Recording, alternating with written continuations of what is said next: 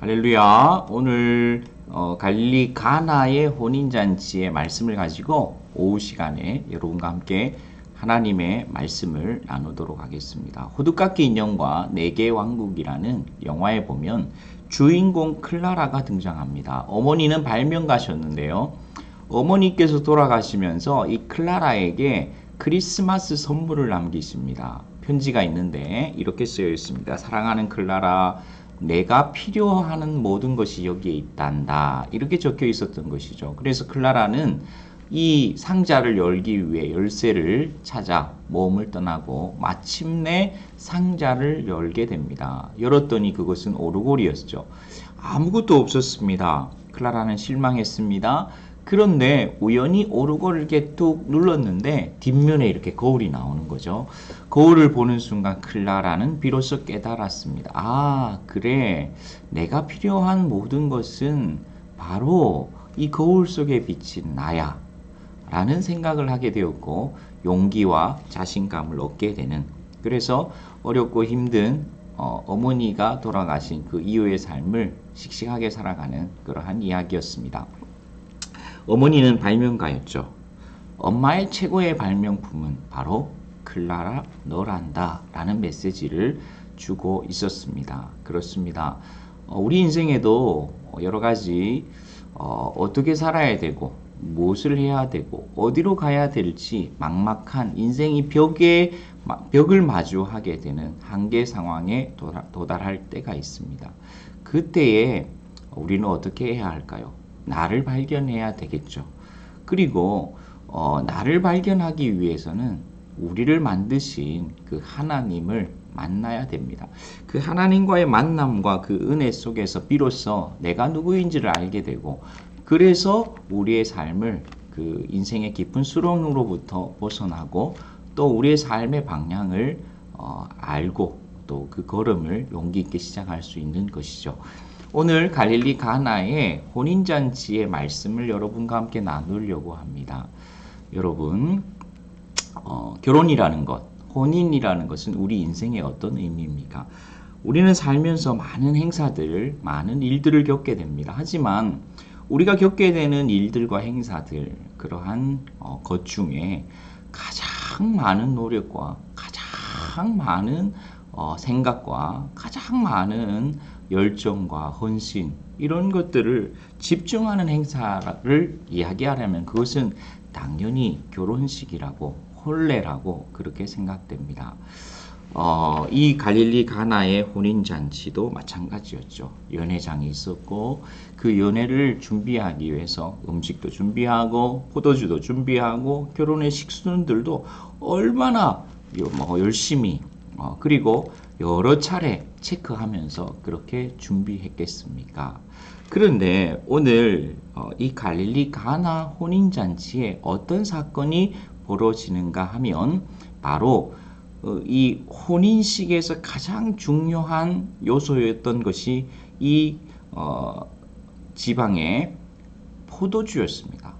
결혼식의 포도주였는데 그만 포도주가 고갈되는 그러한 위기, 그러한 어려움을 겪게 되는 장면이 성경 속에 제시되고 있다라는 사건입니다. 사랑하는 여러분, 돌아보면 우리의 삶이 그러하지 않습니까? 우리의 인생이 그렇습니다. 우리 인생이 굉장히 많은 준비를 하죠. 열심히 계획을 하고 노력을 하고 또 우리의 모든 것들을 그렇게 들여서 애쓰고 수고하고 그렇게 살아가는 것이 우리의 삶입니다. 우리의 자녀들을 대해서도 그러하고 또 우리에게 맡겨주신 기업들, 가정, 또 일터, 또 우리의 하나님께서 줄로 재어주신 지경 속에 우리는 뭔가 열심히 최선을 다해서 준비하고 또 실행하고 살아가게 됩니다. 그런데 중요한 것은 우리가 그렇게 준비를 많이 하고 우리가 그렇게 노력을 많이 했지만 이 갈릴리 가나의 혼인잔치처럼 인생의 결핍, 인생의 고갈, 인생의 한계 상황, 우리가 어떻게 할 수 없는 그러한 깊은 절망의 순간에 빠질 수 있다라는 사실입니다. 그래서 어쩌면 예수님께서 당신이 하나님의 아들이시다라는 것을 증거하기 위해서 첫 번째 오신 이 장소가 바로 갈릴리 가나의 혼인잔치였습니다. 아무 일이 없었던 것이 아니고 포도주가 고갈되어진 갈릴리 가나의 혼인잔치 집이었습니다. 사랑하는 여러분, 우리의 삶이 그렇지 않습니까? 포도주가 고갈된, 우리가 열심히 살았는데도 불구하고 인생의 포도주가 고갈된 뜻하지 않은 삶의 위기 가운데 던져져 있는 우리의 삶, 그 가운데 예수님께서 찾아오신다는, 그래서 잃어버린 기쁨을 회복시켜 주신다라는 그 메시아의 구원의 메시지를 우리에게 주시기 위해서 이 갈릴리 가나의 혼인잔치를 처음 표적으로 일으키고 계시다라는 사실을 우리가 기억할 수 있었으면 좋겠습니다. 사랑하는 성도 여러분, 혹시 여러분의 지금 순간이 갈릴리 가나의 혼인잔치에 포도주가 떨어진 것 같은 그러한 뜻하지 않은 인생의 위기와 고난과 어려움과 절망 속에 있지 않습니까? 그래서 혼인잔치는 기뻐해야 되는데 우리의 삶은 기뻐하는 것이 하나님의 백성으로서 또 성령이 내주하는 하나님의 자녀로서 마땅한 삶의 모습일진데 우리 안에 기쁨을 잃어버린 그 모습이 저와 여러분의 모습은 아닌지, 그리고 뭔가 내가 최선을 다해 살아왔는데 내 인생이 왜 이런 일이 내게 닥쳤단 말인가 라는 회의와 그러한 깊은 절망이 우리의 삶에 어두운 구름으로 그림자로 드리워져 있지는 않은지, 여러분 오늘 만약 내 삶이, 우리의 삶이 그러하다면 오늘 갈릴리 가나의 혼인잔치에 찾아오셨던 그 예수님이 우리의 삶 가운데, 우리의 마음 가운데 찾아와 주시기를 간절히 기도하고 또 사모하는 마음으로 오늘의 말씀을 대할 수 있었으면 좋겠습니다. 사랑하는 여러분, 예수님께서 이 땅에 오신 목적은 바로 우리의 잃어버린 기쁨을 회복시키는 것이었습니다. 그래서 예수님의 사역은 기쁨을 회복시키시는 사역이었죠. 가난한 자에게 복음을 전하시고 포로된 자에게 자유를 주시고 눈먼 자가 다시 보게 되고 눌린 자가 자유케 되는, 그 속에서 잃어버린 인생들이 기쁨을 회복하게 되는 생명의 구원의 축제의 역사가 바로 예수님의 사역을 통해 나타났다라는 사실을 우리가 기억할 수 있기를 바랍니다. 복음이 전해지고 생명의 역사가 있는 곳에 가장 큰 특징은 바로 기쁨이 회복되는 그러한 역사입니다. 우리 안에 기쁨이 온전히 회복될 수 있는 그러한 귀한 생명, 복음의 역사가 저와 여러분의 삶 가운데 나타날 수 있기를 바랍니다. 저는 고등학교 1학년 때 예수님을 인격적으로 만났습니다. 예수님을 인격적으로 만나고 저의 삶에는 기쁨이 굉장히 충만했습니다. 그래서 길을 걸어가다가 그냥 저는 감사하고 기뻐서 그냥 웃으면서 다녔습니다. 그랬더니 지나가는 사람들이 저에게 와서 시비를 거는 거죠. 야, 너 왜 나 보고 비웃냐? 정말 기분 나쁘다, 이 자식아. 그러면서 저에게 시비를 걸 때가 몇 번 있었습니다. 저는 그 사람을 보지도 않고 그 사람 때문에 웃는 것이 전혀 아니었음에도 불구하고 그 사람이 보기에는 제가 뭔가 웃으면서 싱글벙글 하면서 가니까 마치 자기를 비웃는 것이라고 느꼈던 것 같습니다.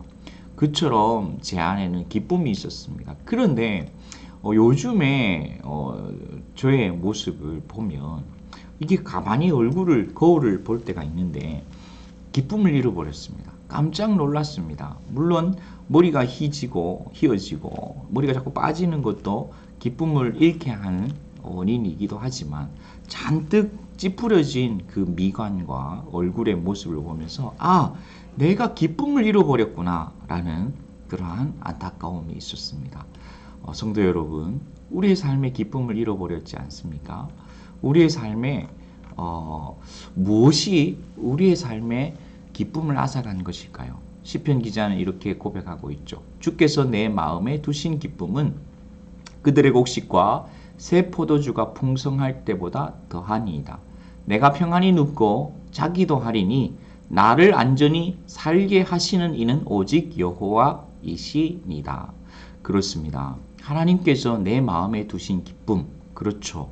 기쁨은 곡식이 많다고, 새 포도주가 많다고, 좋은 집에 산다고, 좋은 차를 가진다고, 인생에 뭔가 흥왕하고, 그 다음에 잘 되어지고 성공하고, 그런 것이 우리 마음속에 참된 기쁨으로 자리할 수 없다라는 사실을 저와 여러분이 너무 잘 알고 있지 않습니까?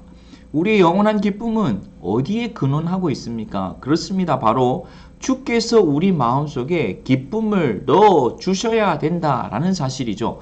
그때에 우리는 참된 희락과 기쁨이 말할 수 없이 흘러넘치는 기쁨이 우리에게 부어진다라는 그 사실을 잊지 않았으면 좋겠습니다. 우리 안에 참된 기쁨, 하나님이 내 마음속에 다시금 기쁨을 넣어주시고 성령께서 내 삶 속에, 우리의 삶 속에 기쁨의 그 춤추는 그러한 복음의 영광과 감격들을 회복시켜 주실 수 있기를 간절히 기도합니다.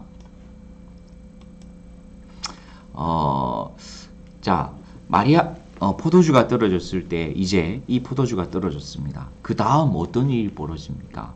마리아는 이 포도주가 떨어졌을 때에 이 문제를 어떻게 합니까? 그렇습니다. 바로 예수님께로 이 사건을 가져가고 있습니다. 예수님께 어머니 마리아가 이렇게 이야기합니다.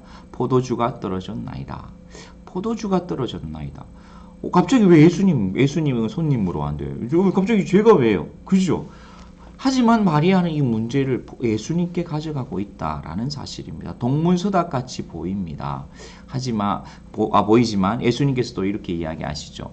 내 때가 이르지 아니하였다. 내 때가 이르지 아니하였다. 이렇게 이야기하고 있습니다. 이게 무슨 이야기인가? 여러분, 성경에서 예수님의 때는 한결같이 항상 예수님의 십자가를 향하고 있습니다. 십자가의 죽음의 때를 의미하고 있습니다. 포도주가 없다라는 말씀을 마리아는 예수님께 가져가고 있습니다. 그때 예수님께서는 내 때, 곧 내가 십자가에 못 박혀 피 흘려 죽을 때가 되지 않았다라고 대답하고 있습니다. 이것이 무엇을 의미합니까? 그렇습니다. 우리 안에 영원한 기쁨, 우리 영혼의 기쁨, 영생의 기쁨, 변하지 않은 다함이 없는 기쁨을 주시기 위해서는 바로 예수님이 피 흘려야 한다. 십자가에 생명의 구원의 능력이 있어야 된다. 예수님께서 비로소 버림받으시고 못 박히시고 죽어야 되는 희생의 대가를 지불하셔야 된다라는 그러한 메시지가 있다라는 사실입니다. 그렇습니다. 사랑하는 여러분, 이 세상의 참된 기쁨은 어떻게 회복됩니까? 우리 영혼의 참된 기쁨은 어디로부터 다시금 회복될 수 있습니까? 그렇습니다. 예수 그리스도의 십자가로부터 회복될 수 있습니다. 십자가에 예수님께서 그분의 몸을 찢으시고 죄 없으신 그분이 희생의 대가를 지불하셨고 십자가에서 그리스도의 보혈을 흘리셨고 그 보혈의 은혜 가운데서 우리 안에 기쁨이 회복될 수 있다라는 사실입니다. 사랑하는 여러분, 다시금 그리스도의 십자가 앞으로 나아가는 저와 여러분 될 수 있기를 원합니다. 십자가 앞으로 나아가서 그리스도의 보혈의 강에 우리의 몸을 적시고 우리의 마음을 적시고 그리스도의 보혈의 은혜로 말미암아 우리 안에 생명이 주어졌고 참된 기쁨이 주어졌다라는 사실을 기억할 수 있는 저와 여러분 될 수 있기를 원합니다. 사랑하는 여러분, 우리 인생에 뜻하지 않는 그러한 위기, 고통, 최선을 다했는데 열심히 살았는데 왜 이런 일이 내게 벌어졌단 말인가 라는 한탄, 그러한 절망, 그러한 회의, 그런 마음이 우리에게 주어질 때가 있습니다. 그래서 삶도 의미가 없는 것 같고 신앙생활도 별로 내게 도움이 되지 않는 것 같고 하나님도 내게 아무런 힘이 되어주지 못하는 것 같고 그런 삶의 어려움, 곤고함, 공경에 처할 때가 있습니다. 그때 우리가 기억해야 될 것이 무엇입니까? 예수님께서 마리아가 예수님께 이 문제를 가져가고 있다라는 사실입니다. 그렇습니다. 우리는 예수님께 이 문제를 가져가야 된다라는 사실입니다. 예수님께서 내 때가 아니다. 내 때 곧 십자가의 죽으심의 때로 이 사건을 연결하고 있다라는 사실입니다.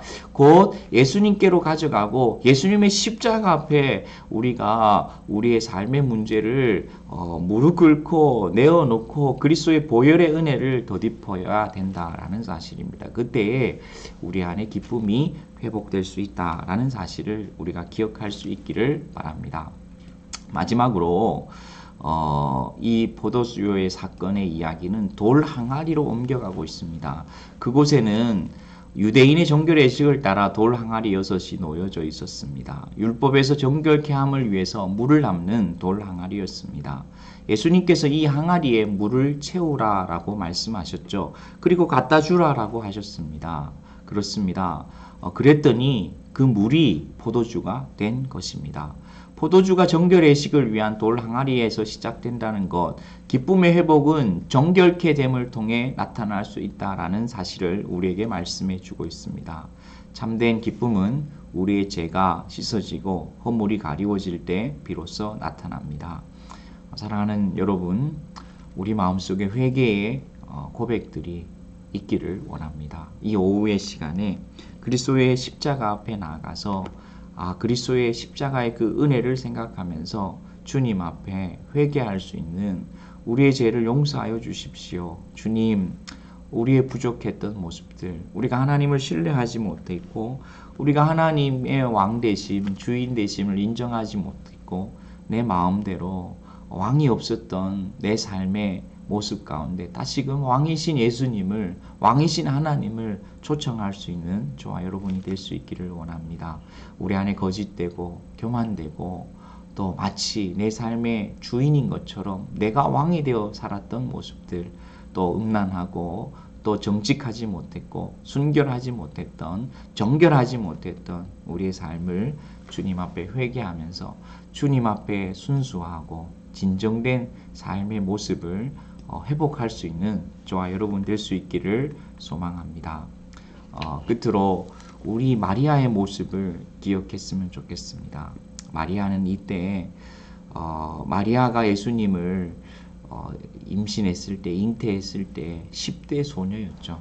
하지만 오늘 이 삶의 문제를 이 갈릴리 가나 혼인잔치의 가장 큰 위기였던 포도주가 고갈되었던 문제를 해결하는 출발이 바로 마리아의 고백, 마리아의 믿음, 마리아가 예수님께 이 문제를 가져가면서부터 시작되고 있다라는 사실을 마지막으로 기억할 수 있기를 바랍니다. 우리 안에 마리아와 같은 믿음, 마리아와 같은 신앙의 모습을 회복할 수 있었으면 좋겠습니다. 마리아가 요셉과 정혼했는데 자기는 남자를 알지 못했지만 마리아에게 무슨 일이 벌어집니까? 천사가 나타납니다. 그래서 처녀가 아들을 낳아 잉태를 할 것이다 라고 이야기하고 있습니다. 그때 얼마나 당황스러웠겠습니까? 하지만 누가복음 말씀에 보면 마리아의 고백이 참 놀랍습니다. 대저 하나님의 말씀은 능하지 않으심이 없습니다 라고 마리아가 고백하고 있습니다. 대저 하나님의 말씀은 능하지 아니함이 없습니다 라고 그렇게 고백하고 있다라는 사실입니다. 마리아는 자신의 환경이나 상황이나 앞으로 일어나게 될 그 일들, 감정에 붙들리지 않았습니다. 하나님의 말씀을 붙들고 있는, 하나님의 말씀은 능하지 못하심이 없다라고 고백하는 마리아의 모습을 우리는 볼 수 있습니다. 갈릴리 가나의 혼인잔치의 기적의 역사가 이 갈릴리 가나의 이 여인, 이 마리아의 그러한 믿음과 또 마리아의 어떤 예수님을 향한 신앙, 그것으로부터 시작하고 있다. 말씀에 대한 주의 말씀은 능하지 못하심이 없다라는 그 믿음으로 시작되고 있다라는 사실을 우리가 기억할 수 있기를 바랍니다. 그렇게 해서 우리 인생의 뜻하지 않은 위기와 어려움과 곤고함과 또 인생의 깊은 터널을 지날 때에 우리는 이 갈릴리 가나의 혼인잔치를 기억하고 다시금 주님을 새롭게 만나는 역사가, 그래서 우리 안에 참된 기쁨이 회복되는 놀라운 역사가 우리의 삶 가운데 일어나고 나타나고 변화될 수 있기를 간절히 기도합니다. 이 시간 함께 기도하겠습니다. 살아계신 하나님 아버지, 감사합니다. 하나님, 우리는 인생을 열심히 준비하고 경영하고 최선을 다해서 삶을 살아갑니다. 하지만 갈릴리 가나의 혼인잔치처럼 포도주가 떨어지는 그러한 일들이 우리 인생의 위기로 다가옵니다. 그때 우리는 어떻게 해야 할지 모릅니다. 어디로 가야 될지, 이제 어떻게 살아야 될지 아무것도 보이지 아니하는 암흑 같은 인생의 절벽과 한계 속에 마주하게 됩니다. 그때에 주님께서 찾아오십니다. 그때에 내 인생에 예수님께서 찾아오십니다.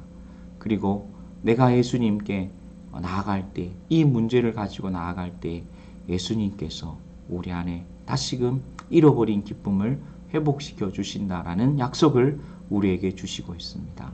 하나님, 인생의 위기 가운데 그리스도의 십자가 앞으로 나아갈 수 있는 우리의 삶이 되게 하여 주시옵소서. 그리스도의 십자가 앞에 나아가서 우리의 삶을 회개하고 우리의 기쁨의 근원은 하나님이시고 예수 그리스도이시고 우리의 인생의 위기의 유일한 해결자고 삶의 주관자는 예수 그리스도이심을 고백하는 우리의 믿음의 회복이, 부흥의 역사가 우리의 삶 가운데 임하게 하여 주시옵소서. 코로나로 고통당하는 많은 영혼들, 지체들이 있습니다. 주께서 돌아봐 주시고 한 사람 한 사람 위로하시고 또 질병 가운데 삶의 문제들 가운데 마주하면서 깊은 수렁에 빠진 성도님들 하나님께서 위로하시고 만지시고 치료하여 주시옵소서. 예수님 이름으로 기도합니다. 아멘.